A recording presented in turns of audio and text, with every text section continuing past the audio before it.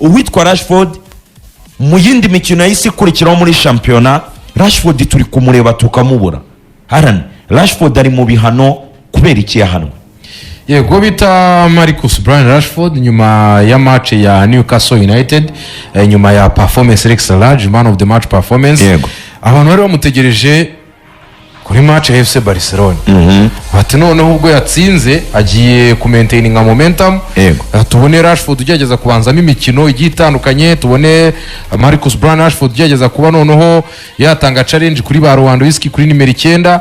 Turebe Rashford ushobora kuba yakomeza mukomeza kureshya FC Barcelona kugira ngo itanga agafaranga muri United. Ariko ku mukino wa Getafe bitunguranye ntiyabanje mu kibuga. Yego. Abantu benshi baribaza batese byagenze Marcus Brian Rashford bigenze bite?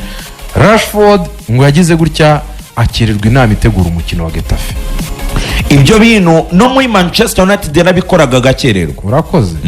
Byari mu kwezi kwa 12. Yego. Akererwa bita Erik ten Hag aramuhana aramwicaza. Icyo gihe yari yagiye arara muri night club agaruka ngo no mu maso harimo akantu kerekana ko atasinziriye. Man City yari yabanje no kubatsinda. Urakoze cyane. Man City arabasinze aragenda ngo aserebura isabukuru ye hanze y'Ubwongereza akerererwa imyitozo kubera kuryamira. So ngo no muri Barcelona byamubayeho. Abantu barabyuka icyo gihe Ten Hag yaramuhannye amubanza kuri benshi kuri match ya Wolverhampton na Man U.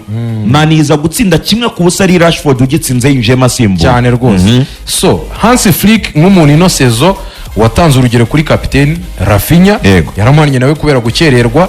La season turibuka dosiye yabajire kunde turuko bita Inaki Penya. Abone bakinnyi nekereza ko kongero ndimo ndakura hafi ku bamwe mu bakinnyi Hansi Flick yaje kuba yahana Inaki Penya byamuviremo no gutakaza umwanya we burundu. So Rashford rero ngo agira gutya akerwa iyo nama yateguraga umukino wa Getafe, bituma umutoza Hansi Flick avuga ati sinagutonesha nk'abandi, impamvu zawe nibyo ushaka kuzimbwira rimwe bwa mbere nibwo bikubayeho nk'umukinnyi. Barafinya byarabaye, bajire kunde byarabaye, ba Inaki Penya byarabaye, ariko Rashford nuko byarangiye atabanjwemo ku mukino wa Getafe. Birangira bitumyo bita Ferran Torres basanzwe bifasha nk'umusimbura wa Lewandowski kuri nimero 9 ariwe wifashishwe mu kunyura he ku ruhande.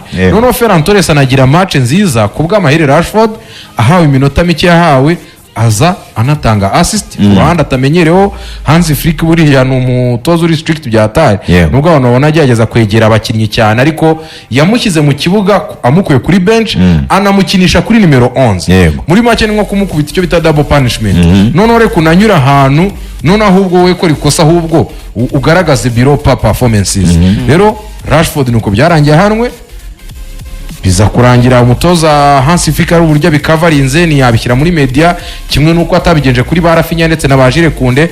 Ariko Rashford itangazamakuru ryo mu Bwongereza ryavuze riti by'umwihariko bita Paul Scholes yavuze jambo it's not time to sleep. So ngiki sigiye ubwira umutoza ngo waryamiri ngufite ibintu byinshi wakora, washyiramo alarm sibyo, washyiraho umuntu kubyutsa, washyiraho gahunda yo kubyuka kare mbere y'igihe ukitegura. Magnifique ubwo nadutegurira amagambo ya Paul Scholes atuzane na ya Pedri kugira ngo tubijyanirane. Ari akana abakinnyi b'Abongereza bagira, I don't know why it always happens to English players. Kubera iki buri gihe biba ku bakinnyi b'Abongereza sinzi impamvu. Nyine umugani ugiye muri Barcelona isa nayo igutabaye mu rwobo wari urimo. Wera ni ikipe nziza nawe urifuza kuyikinira, ariko se ugeze mutangiye kuryamira, utangiye gukererwa ngo wasinziriye. So amagambo ngaya Magnifique yamaze kuyaterekamo uwitwa Pedri avuga kuri Marcus Rashford. Arani tugendane. Pedri avuga kuri Marcus Rashford amagambo agira ati last year we all ran as a unit, everyone gave their role on the pitch and that was the key. Mu mwaka ushize w'imikino twakoze nk'ikipe, buri wese yirukangaga ikibuga cyose, kandi ibyo nibyo bintu by'ingenzi byaturanze. We didn't focus on individual success but on the team. Ntabwo twitaye kuba umukinnyi umwe yabikirangira, ahubwo twitaye kuri ekipe yose muri rusange. That's what makes a great team win titles. Ibyo nibyo bituma ikipe nziza itwara ibikombe. I think it's more of a question for Flick. Nekeza ko icyo ngicyo ari n'ikibazo cya Hansi Flick. I don't know who he was referring to. sinzi umukinnyi yavugaga. He knows it for sure and he'll talk to us about it when he gets back from the international break. Ibyo arabizi ariko azabitubwira neza cyane tuvuye muri treve international. Ayo ni amagambo ya Pedri yerekana ko nta mukinnyi ugomba kwigira kamara mu ikipe ya Barcelona. Ikintu avuze, Barcelona ntabwo ijya igendera kuri individual success, kwitwara neza ku mukinnyi ku giti cye. Imikinire y'Espanyol ya tic-tac football yerekana ko ikipe nyine ni ikipe irafatanya collectively. So Patrick, umuntu yavuga ko uwitwa Rashford arasabwa iki kuri iyi myitwarire asa naho yatangiye kugaragaza ya indiscipline muri Barca? Ibi ni ibintu tuba tugomba no kwigira mu buzima busanzwe ko hari abantu bareba ibintu by'imipira bakagira ngo no kureba umupira gusa. Ejo bundi nandi kubivuga Ousmane Dembele atwaye Ballon d'Or, tuvuga ngo n'ubwa mbere abaye ranked muri Ballon d'Or ahise yitwara. Uba ugomba kwigiramo ikintu ugakomeza gukora. Icyo nshaka kuvuga ni iki, Rashford tumuhereye muri ekipe ya Manchester United no umukinnyi wavuga ko yavuyemo mbere na mbere yamaze kubura call-up muri ekipe nationale y'Ubwongereza. Ibyo ni ibintu biri kurwana n'abakinnyi bose bari kubyifuza akakanya bavuga bati ndamutse mbonye call-up muri ekipe nationale yanjye byaba ari ibintu byiza cyane kuri ngewe. Rashford yari yatijwe muri ekipe ya Aston Villa, aragenda agerageza no kwitwara neza, ari gukina muri ekipe ikina Champions League, basezererwa n'ikipe ya Liverpool, bagerageje imbaraga zose zishoboka na Rashford kandi wavuga ko yabigizemo uruhare kuko ekipe yari yagiye izana abeza ku ruhande, yari yagiye izana ba Mike Asensio kandi n'abantu bagiye bafatikanya bagerageza kwitwara neza. Rashford ukabona ko atishimiye ko yakina muri ekipe ya Aston Villa, ahubwo ari uko nyine yabaye yagiyemo kubera ko hari ibintu bibi yabonaga muri ekipe ya Manchester United kuri kubwe atari yishimiye ko turabizi ko hari abakinnyi bagera muri 5 bakoraga imyitozo indi kipe yamaze gukora imyitozo. Ibyo bintu ntago Rashford we kubwe nka Rashford yarabyishimiye. Wamaze kubura call-up nk'umukinnyi wowe mu myaka ugezemo, navuga ko Rashford ageze mu myaka ahubwo yo kuba yayobora bagenzi be bigendanye nuko yazamutse ari umukinnyi muto agakina muri ekipe ya Manchester United akitwara neza, ukabona ko ari umukinnyi uri kuri level yo kuba yakompeta n'abandi bakinnyi bahanganye. Nyuma yo kubura call-up muri ekipe nationale y'Ubwongereza abonye amahirwe agiye muri ekipe ya Barcelona. Twese aho twicaye abanyamupira wa ufana Barcelona wa butayifana wabonaga ko Rashford ari nk'amahirwe ababonye. Ni kwa kundi ibintu biba byakubayeho usa nkaho wihebye, hanyuma ukabona andi mahirwe ya kabiri yo kuvuga ngo ahangaha noneho niho hantu ugiye kwigaragariza nimba ko kuri umuntu ushaka gukora. Rashford agenda nk'inizanyo bamutangaho miliyoni 5. Nyuma yo kumutangaho miliyoni 5 bavugana n'ikipe ya Barcelona, baravuga bati Barcelona numushima uzamutangaho miliyoni 30. Bisobanuye ko hari ubwo batamushima akaba yasubirayo. Aho rero hasigaye akazi noneho ka Rashford ko kuvuga ngo namaze kugera muri ekipe, twarabonye abakinnyi bagenzi ba mu Felesta bagaragaza ko koko Rashford yarakwiye kubabona handi hanakina, agezeyo mbere na mbere tubibona ko ekipe ya Barcelona yari yuzuye. Turavuga Rafinha ukina uruhande, turavuga Lamine Yamal ukina uruhande ndetse n'umwataka bafite. Rashford afite ubushobozi bwo gukina kuri iyo myanya ariko agakina byo kuvuga ngo araza afatikanye n'abo bantu cyangwa se agakombe ku mutoza akaba yabanza mu kibuga. Twese twigeze kubona umutoza Hans Flick avuga ko Rashford akwiye kumushakira umwanya kuko yagiye muri pre-season anayitwaramo neza. Pre-season bakoreye mu bihugu bya Aziya, baragaruka muri champion agerageza gutangira neza. Navuga ko ari cyo gihe cyiza nyine yaratwiye kukuba yakigaragariza isi yose muri rusange. Aka kanya tuvuga ekipe ya Barcelona irimo abakinnyi basa nkaho bazamukiye muri ekipe ya Barcelona, usibye Nuze Rafinha, ukavuga Lewandowski ndetse n'uyu Rashford. Ariko nujya guhera inyuma usibye Juan Garcia bamaze kuzana w'umuzamu, ariko nuva muri defense urasanga abakinnyi benshi cyane ari abazamukiye muri ekipe ya Barcelona. Bisobanuye ko rero we nk'umukinnyi mushya waturutse ahandi hari ikintu ukwiye kwiyadabutamo wamaze kugera muri Barcelona, kuko urabibona ko Rafinha yagize umwaka mwiza w'imikino, yamaze no kuza ku rutonde rw'abantu bahatanira Ballon d'Or. Aka kanya umwanya yagaragayeho ntago abantu bari kuwemera. Lamine Yamal we yamaze gukonfirma isi, ahubwo igisigaye no kuvuga ngo kari muto azabikomerezaho naho ubundi kukuba yitwara neza ibyo yarabikoze. Rashford rero mu gihe warubonye cyiza, urabizi ko mu Bwongereza harimo competition, urasabwa mbere na mbere gukora amasaha arenze ayo wakoraga kugira ngo ukonve ku mutoza ube yanakwicaza babandi bari basanzwe babanzamo. Ko twese n'ubundi Barcelona turaha twayipanga, turabizi ko Lamine Yamal akina uriya mwanya, turabizi ko Rafinha kinariya, turabizi ko Robert Lewandowski akinariya. We nka Rashford we cyo usaba ni ukwishakira umwanya noneho nka Rashford uraushaka ute? Mbere na mbere no kubanza kugendera ku mabwiriza y'abatoza. Ko twarebonye ko bano batoza b'Iburayi kugira ngo umutoza ukomeye cyane ni igihe ufata icyemezo icyemezo ndetse ukagishyiraho ku mukinnyi runaka. Aka kanya turi kuvuga Luis Enrique kugira ngo uyu mukinnyi Ousmane Dembele itware neza, ni icyemezo yafashe cyo kumusiga bajya gukina n'ikipe ya Arsenal. Ibyo yabikoze kubera iki? Nuko atari yagiye mu mujyo we. Uyu Hans Flick ni umutoza ufite experience, ndumva ari wowe wungirije uwo bita Joachim Löw mu gikombe cy'isi na 14. Araza toza ikipe ya Bayern Munchen anayitwarana nayo igikombe. Mu gutwarana nayo igikombe bigaragaza ko ni umutoza ufite experience, nuko yabanye n'abakinnyi benshi. Ndacyagiye Barcelona ikubitwa ibitego 8-3 niyo wayiteye. No kuvuga ngo buri kimwe cyose arakizi, azi icyo gukora kugira ngo umukinnyi abe yakitwara neza. Rero nimba uri umukinnyi ugeze hahandi uvuga ngo usa n'uwasigaye, umukinnyi usa nk'uwatawe, ugeze ahantu ho kugaruka, n'umutoza azi icyo yakora kugira ngo abe yakugarura. Rero ibyo bintu bisa naho Rashford akwiye kumenya ko ari amahirwe ya kabiri yahawe. Ibyo bintu bisa nkaho ari utubazo two kugongana n'umutoza, akatwirinda ahubwo agakora ikintu cye, agakora inshingano ze nk'uko azisabwa. Ngiye mbona icyo kintu yagakwiye gukosora, kuko ibi bije nyuma yuko na Rafinha nawe yari yakerewe mu myitozo, nawe birangira amushyize ku ntebe asimbura. Icyakora avuye ku ntebe asimbura araza aratsinda. Nicyo kintu gisa naho cyamuvugiye, ariko umutoza aragaragaza ko hari ibintu bitari kugenda neza mu bakinnyi. Byatangiye bakina aravuga ati hari ukuntu murimo muragenda mufeka amakipe murimo murakina, kuko mu ntangiriro za champion barakinaga ukabona ko amakipe barimo barakina yego watsinze, ariko ukabona ikipe yabonye nk'ikarita y'umutuku hakiri kare cyane, bayitsinze babanze kugorwa. Kubera iki? Bafashe ikipe basa naho babanje gusa nkaho bayifeka, babanza kwigira nkaho ari ikipe nto, ukabona ko ari ikintu kitameze neza. Umutoza rero yaraje aravuga ati ibi bintu bisa naho bimuteje inkeke, bisa nkaho bimuteje ikibazo. Ibyo bintu byose rero birasa naho ukubanza koza abakinnyi mu mutwe, ko abakinnyi bamaze kuba successful, bagatwara igikombe cya champion ntawe bikekaga, bagatwara Super Cup, bagatwara Copa del Rey, batsinze Real Madrid mu buryo nk'ubwo babatsinzemo. Birasaba ko usa nkaho boza mu mutwe, ukongera kubereka ko hari ikintu kinini bakwiye kurwanira. Kukirwanira ni iki? Nuko baba bafite iyo mitekerezo ku rwego rw'ejuru, bakabaza bagatana n'ikipe n'aya makipe yandi bari kumwe. Rashford rero nawe nicyo asabwa kugendera muri uwo mujyo, agakora akazi ke, kandi arabizi ko hari byinshi bimutegereje. Niba tamushima nawe urumva Manchester United yamaze kumuta, no kuzahura hano. So Patrick akomoje ku kintu cyitwa brainwashing, koza mu mutwe. Donc fata umukinnyi umushyire ku murongo agaruke.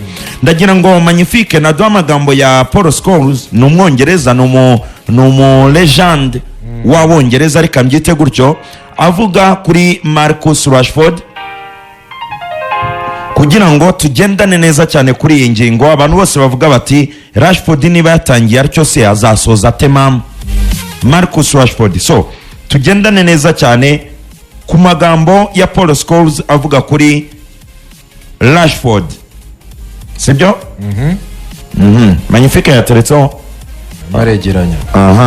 Ntari bitugendane nta kibazo hano, ubwo umuntu arabibona neza cyane. Magnifique arahita ayaterekaho. Paul Scholes ati, ndagira ngo twumvikane neza, ndagira ngo tujyane ingingo ku yindi. I've really struggled to feel happy for him. Biramvuna cyane kugira ngo mwishimire. His attitude towards Man United was disgraceful. Uburyo yitwaye kuri Manchester United byari biteye ikibazo cyane. He was late for training.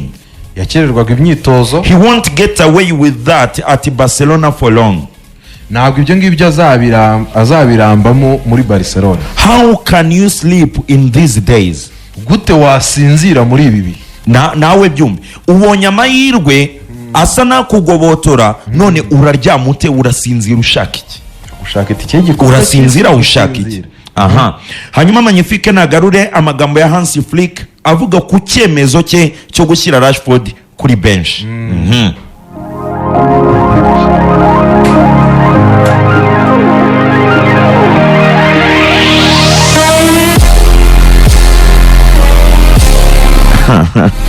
Rashford se ko bamwihaye ari benshi. Ubwo Magnifique aduhe na ya Alan Shearer nawe avuga kuri Rashford kugira ngo tugendane neza. Alan Shearer nawe avuga kuri Rashford. Ati he was sensational against Newcastle. Yitwaye neza cyane kuri match ya Newcastle. The second goal in particular was incredible. Igitego cya kabiri yatsinze cyo cyari cyiza cyane. But you can't be unprofessional ariko ntabwo waba utari umunyamwuga. Why should everyone else be on time but you are late? Kuki buri wese yaba ari ku gihe akaza kare wowe ugakererwa?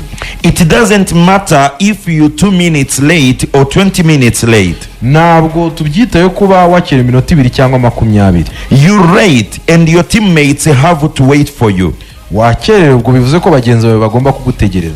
I guess if you wanted to stay there, particularly just on loan, just have to change, because when you're at an important club like Barcelona, there will always be someone to take your place.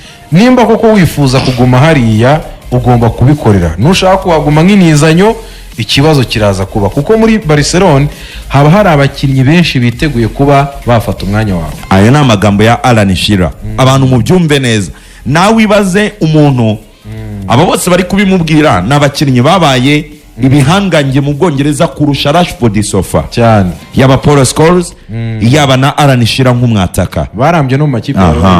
None Rashford we byinshi mu Bwongereza urumva. Ubwo rero Hansi Flick nawe ati urumva avuga ku cyemezo cye ati mundekera umukino kiwo arashyigikira iki kandi tuba twabibonye muri line up. So Hansi Flick ati for Rashford it's normal not to play matches. For Rashford it's normal not to play matches are every 3 or 4 days. Kuba Rashford atakina ntacyo bitwaye, imikino iba mu minsi 3 cyangwa buri minsi 3 cyangwa 4. We have to manage his minutes. Tugomba kuba twakwitwararika. You saw that with Fermin. Ibyo mwarabonye kuri Fermin Lopez. He played many minutes and we have to take that into account. Yakinnye iminota myinshi, rero ibyo byose tugomba kubireba. We got 3 points, 3-0.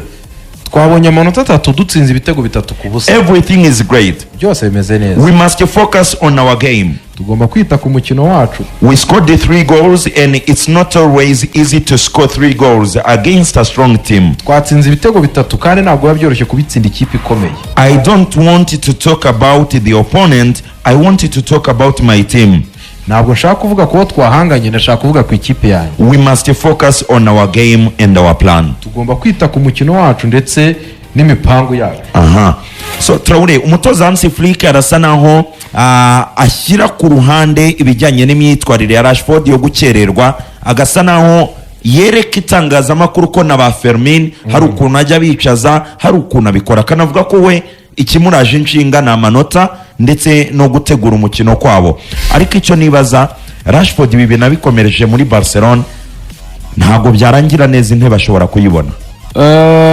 Nuko ekipe ya Barcelona ari ekipe nkuru, buri nkuru isohotse misohokana na detail. Rashford yakerewe iki? Imyitozo, inama y'ikipe. Rashford yakerewe inama ya pre-match meeting bajya mbere yuko bakina na Getafe. Iyo lateness ni ikintu gisanzwe. Si ubwa mbere se akererewe kuba yagera muri Barcelona. Ni ubwa mbere, ariko se ni byiza tubishime. Arani ibuka rya jambo na Magnifique se tubishime. Oya nitubishime, ariko nanone hari ukuntu inkuru iba yakabirije, iba yahindutse nka umwaka ushize Jules Koundé yahanwe inshuro enye. Yarahanwe nawe yego kubera gukererwa imyitozo n'inama. Rafinha muri uyu mwaka nawe yarahanwe. Rashford yahanwe rimwe, nta gashya karimo, nta byacitse. Nibaza yuko uza gashya mbonamo gakomeye. Nibyo kiri kuvuga kirumvikana, ntabwo Kariba wenda bene wabo b'Abongereza babitekereje, wenda ari rwo rwego na muri Barca bibaye. Ariko dore impamvu Marcus Rashford yatandukanye na Manchester United atari uko yabuze umusaruro. Yego icyo ni kimwe. Ni ibibazo bisa indiscipline, gukererwa imyitozo sibyo, gukererwa inama za ekipe. Ibyo bintu rero iyo urimo urabizana muri ekipe itagutunze ku masezerano nk'umukozi wayo by'igihe kirambye, erega muri ababwa batese urimo urifasha iki nk'umukinnyi uri kunizanya. Arani ngiye gusobanura akantu kamwe. Muri investigation cyangwa se mu iperereza, uzi ko uramutse ugaragara buri gihe cyose kuri death scene cyangwa se ahantu hapfiriye nk'umuntu, nubwo waba nta kintu wakoze, umuntu ashobora gupfa bakaza kukureba. Umuntu ashobora gupfa bwa mbere bakakubona, umuntu yapfa bwa kabiri ukaba uhari, umunsi wa gatatu ukaba uhari, umunsi wa kane ukaba uhari, nubwo waba nta kintu ukora muri donc nta ruhare wabigizemo, ariko mu iperereza baribaza kuki ari wowe buri gihe, kuki buri gihe uba uhari. So kuri Rashford rero nabyo nabyita gutyo nyine. Rashford si ubwa mbere bimubayeho, muri United byamubayeho. Kubera iki nyine no muri Barcelona hari kunizanyo nk'icyarani yaravuze ariyo kunizanyo, kubera iki nabwo byamubayeho. Uzi buriya Rafinha impamvu wenda ikosa ni rimwe, ariko buriya kuri angle yacu impamvu ushobora kuba utavuga uti Rafinha yaciye ibikuba, hari impamvu zishobora gutuma Rafinha akubwira yuko hari uburyo yumva muri groupe. Barondo contender nagize season nziza, umutoza afata nk'igihanyanswa ahangaha, ariko nka Marcus Brown Rashford mbere na mbere aracyari kurwana no kuba byibuze yajya muri 11 ngafatisha imikino 3 yikurikiranya abanza mu kibuga. Icyo ni kimwe ntibyatangiye season umutoza arwana na fitness ye, bize ko no kukwizera ngo ubanzemo iyo mikino biragoranye, no kwizera yuko wasimbura bari mu kibuga ntago byajya ku rwego rwiza. Meaning icyo usaba nka Marcus Brown Rashford nibyo uko gukererwa gushobora kubaho, ni ibintu biri nomo, ariko none uzahana bibera ikibazo se wowe si bwo bwa mbere bikubayeho muri CV yawe niki tubwira, sibyo? Uri umukinnyi uri kunizanyo, none iyo Pedri asohotse akavuga amagambo nk'ariya, kuko iyo attitude Pedri yararimo aravuga byaherekejwe cyangwa se byabanjirijwe na interview Hansi Flick kuri match yabo ya mbere ya season, za match za Mallorca.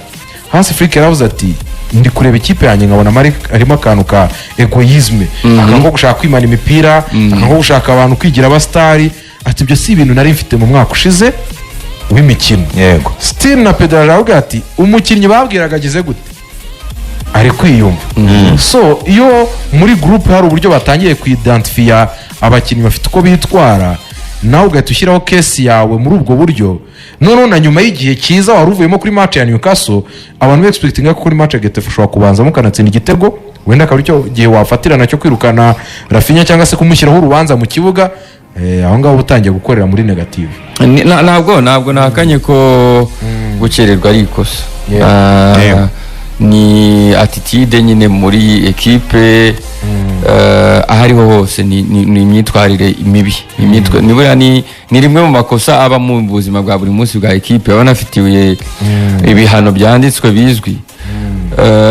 Ariko nanone ikibazo iyo kibaye umwongereza biba multiplied. Uko inkuru zandikwa byandikwa inshuro nyinshi. Nujya muri case ya Rashford, abandi ibinyamakuru byagiye byandika kuri iyi nkuru background bagiye bandika bati Kunde last year yahanwe several times, ntabwo ari inshuro imwe, nta nubwo ari inshuro ebyiri, ariko gukize bitavuzwe nuko ari Jules Kunde, atari uko ari umusitari byonyine, ahubwo ari uko ari umukinnyi nyine utari umwongereza. Nta n'umusimbura afite rega muri equipe, nacyo of course. Ariko Rashford ni umukinnyi mukuru, ibyo arabizi ko ashaka umwanya, buriya si twe tubimwibutsa, nta nubwo ari Alan Shearer cyangwa Jamie Carragher bamwibutsa, arabizi akeneye umwanya, akeneye kujya mu gikombe cy'isi, ari umukinnyi w'ikipe y'igihugu y'Ubwongereza, kandi arabizi yuko ntabwo azajya mu gikombe cy'isi adafite umwanya ubanza muri Barcelona cyangwa adafite contribution runaka y'ibitego n'ama-assist. So nibaza yuko ari umukinnyi nawe ubwe uzi icyo akeneye kugira ngo aze muri equipe y'igihugu, yongere asubire kuri scene y'umukinnyi, yongere yitwa umukinnyi ukomeye. Nayo bya Manchester United, ibibazo bya Rashford na Manchester sinahita mbigereranya n'ibya Rashford na Barcelona. Rashford muri Manchester United yavuye ari we muyobozi wa bomb squad, niko nabyita, ari we muyobozi w'abigumura, none se nuzi niwe muyobozi wa gang, niwe muyobozi wa gang. Ala uramutse ukora nk'ahantu runaka ukabushwana n'abayobozi, sibyo? Usaba abayobozi ibintu runaka niba biguhe, nk'ibyabaye kuri wa mutipe w'inshuti yanyu namwibagiwe. Uramutse usaba abantu abayobozi urabwira uti wenda mu ibi bintu niba biguhe, dukora ibi bintu kugira ngo akazi kagende neza, oya ndumva namera gutya, ntago bikunda, nawe utangiye gukora amakosa, ni ibintu bibe automatic. Wese Rashford muri Manchester United 2015 wari muto kugeza 2018 ko atakoraga ayo makosa, ko byaje mu myaka ya nyuma. Yarayoboye bomb squad, yarayoboye gang, naho umuntu watangiye gushwana n'akazi watangiye gushwana na bot imyitwarire ye nayo izamo ibibazo urabyuka ukavuga ariko se nje ku kazi saa moya cyangwa mbe ndetse ngewe nyuma kuko nyine umutwe ntumeze neza. So abantu bahuza guhita uhuza aka kanya kesi yo gukererwa inama rimwe n'ibibazo bya Rashford na Manchester United none waba wihuza. Aha, so ngibyo rero iby'ikibazo cya Rashford ubwo bose basa naho abenshi yaba Alan Shearer yaba Paul Scholes basa naho bamukwennye cyane ariko nabo bagira amagambo menshi. Abongereza baravuga ni nibyo bintu uvuze kuri Jules Kounde umugani twarabimenye nk'abanyamakuru ariko ko Lilian turamatakutse ntabwo nyine abafaransa bigeze bamuvugaho cyane. Abongereza hari ukuntu iyo babonye umuntu bamubaga cyane bakamuvuga pe ariko nta nubwo babifata muri angle yo kuvuga ngo ni ukumubaga. Icyo ngiye mbona hari igihe baba atari ukumubaga ahubwo bikamera nk'aho ari kumuhwitura. Kare Patrick iyi ni nko kumuhwitura Abongereza kuko nta mwongereza ugira undi barabaga nta mwongereza ugira undi nama sibyo bintu tumaze kubimenyera kora gakosa gato baragusogota mwese ni wumva amagambo bavuga uzumve nka urumva nabo icyo nakwita nka POVs z'abantu zitangwa kuri personalities zabo uzumve nka Ryan Giggs ikintu yavuze avuga kangahe gake gashoboka. Ryan Giggs yavuze ikintu abagira abantu inama my friend, Wayne Rooney yavuze ikintu abagira abantu inama, ariko Jamie Carragher, Gary Neville, Alan Shearer ni imyotso uzaho ngaho igihe nari kubyemera yaba ari nko muri Jandere ukomeye cyane wenda wa Liverpool ari nko muri Jandere wa Liverpool wabivuze ariko nimba ari Paul Scholes uzabivuze ntabwo nge mbibona nka ari ukumwotsa kubera ko barabibona none se turavuga ko na Gareth Southgate baramwotsaga bavuga ngo ave muri equipe nationale ntabwo babaga benda kumuhitana nyine hari ukumwotsa ariko kuvuga ngo baramwotsa se bagamije iki niki kibyishe inyuma niye ntego bafite ntabwo intego ari ukuvuga ngo tumwotse nyine bamubone cyangwa se tumushyire ku karubanda nge siko mbibona ahubwo icyo mbona no kuvuga ngo Rashford yarari muri equipe ya Manchester United agiye muri Barcelona nk'amerwe yakabonye kandi ntibiranakunda ntarafatisha nicyo mukanya twavugaga tuvuga ngo Jules Kounde we yamaze gufatisha n'umundi umufana wa Barcelona aramuzi icyo yatanga muri Barcelona ariko umufana wa Barcelona ntazi icyo Rashford yatanga muri Barcelona bisobanuye ko we Rashford urasabwa kubanza ukemeza ariko nutangira ibyo ngibyo ntago inama bayigira umuntu muri aya magambo ya Scholes ese we nuyabona uno muri Manchester United yari ikinani inoro ya nyuma how can you sleep in these days reba ya mbere ariko reba aya magambo ya mbere no muri Manchester United no muri Manchester United yari ikinani yari ikigo byari kuvuga saravuga ati wari umwana wa equipe sibyo witwara nabi bisanzwe aho se equipe iriho ibyo twabirenze noneho umaze kwitwara nabi bya forum ari ibintu twarenzeho nayo ni hari ibyo twarenze iriho igufata nk'umwana wawe ikongera ayo masezerano nyuma yaho still usubira mu cyo bita old habits muri ya mico yawe utishimiwe n'abandi noneho twari tuzi yuko umwe ubwo usohotse igihugu ubwo ugiye muri equipe ifite umutozo ukwishimiye wakure komanze none ugiye kugera ahantu ugatuza kuko nko kuri no iyi interview yayikoranye na Overlap ya podcast yabaga ari Nevo nimba nibuka neza Gary Neville najya agira inama batoza kandi yakomeje avuga ati niwe muntu wa mbere nemera urumva ukuntu yabivuze utunze telefone you can set an alarm washyiramo alarm inzogera cyangwa urumva ikubyutsa watunga umukozi ufite amafaranga ukubyutsa watunga nyine igishoboka cyose cyakwemera kujya gutara naguciye mu ijambo muri make nago kuri Rashford impamvu we ndiyo tolerance batayigize nubwo nyine n'ubusanzwe turaravuga ati nago bororera bene wabo ariko nyine ibi bari kubivuga bijyanye n'ibyabaye mbere uko byabaye kuri Erik ten Hag byabaye kuri Ruben Amorim byabaye kuri ba Luis van Gaal byabaye kuri ba Jose Mourinho burigiye kuri Rashford the same person none uko bitinda uko abatoza bihisha nk'uko Hans Flick abigenda uko bagerageza kubyoroshya bikarangira ahubwo Rashford we abyifashishije mu ngufu ze mu kujya kuyobora ya bomb squad nk'uko tubikomoje ati rero kugikururiza icyo kintu reka guce n'imizi Arani tuva kuri Barcelona